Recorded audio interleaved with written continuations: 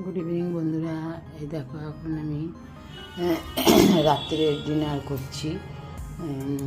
Vegetable eggs noodles আর একটু টমাটোর ketchup দিয়ে আমি আমার হাজব্যান্ড।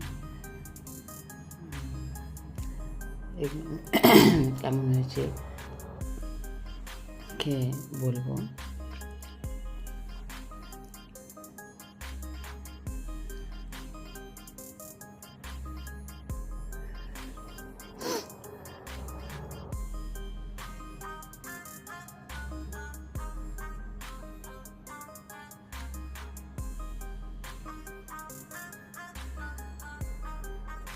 যে